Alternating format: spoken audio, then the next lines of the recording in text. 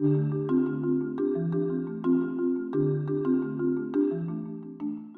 best friend, who I've been knowing since I was 9 years old in Blue Springs, I first met him. Him and another best friend of mine invited me to go on a float trip with them. When they went down there, my two best friends got swept under a current, and they died, and it ripped me to pieces that summer. It beat me down. I was definitely broken. I kind of got out of church, and at that time I was a freshman in high school, or end of freshman year that summer, and I was just just beat up about the situation. My mom, I didn't realize it at the time, but my mom saw that I needed to go see someone, go talk about it, and I was fighting her on that situation. Like, this person doesn't even know me. I don't need to talk to them. Like, this is pointless.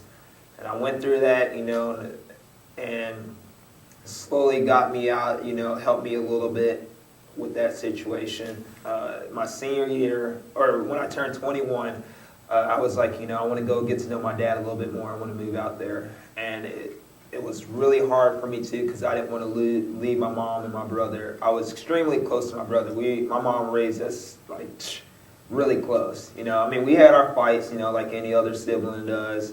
But at the end of the day, we was like, we were really close and tight. I guess I was like, a lot of people tell me I was like a father figure to my brother. I never saw it, but that's because me being what we went through. We were, I was just 100 miles an hour doing this and that, And 3 days later, after he told me that, he wanted to go celebrate with some of his friends, and my mom wanted to have him for dinner that night, and he's like, "Nah, Mom, let me just go hang out with them so we can go celebrate and go kicking." And it's like, all right, My mom's like, all right, that's fine. My dad got a call at midnight, and basically my dad comes in the room, wakes me up, and he's like, "Chad, I'm sorry." He's like, "But your brother Jason, he died."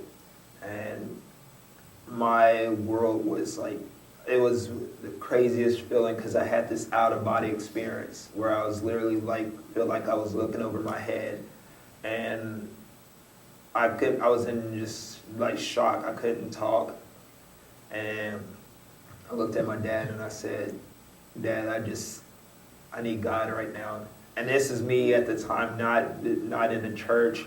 I wasn't in the church at all. I really wasn't. I guess at the time I could say I wasn't a believer at that time, and it beat me up going through that situation. That whole night I stayed in there, my dad's room, my stepmom's room, and just crying my eyes out. And been 18 hours away for drive time, 3 hours away for fly time, and I just I'm sitting here having a panic attack, anxiety attack, because I'm like, I just want to be home with my mom. I need to hold my mom right now. I don't have my best friend anymore, who I tell he knows every single thing about me. He knows, he's basically me. You know what I'm saying? And I was him. And I finally get a plane ride back home to be with my mom and whatnot. And we buried my brother. It was extremely difficult. I became really distant with a lot of friends and family.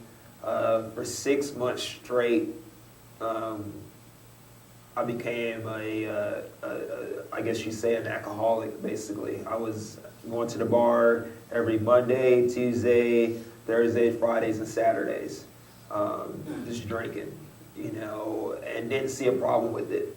I thought everything was all normal, you know what I'm saying? And basically, I was getting high as well as, smoking weed at the time, and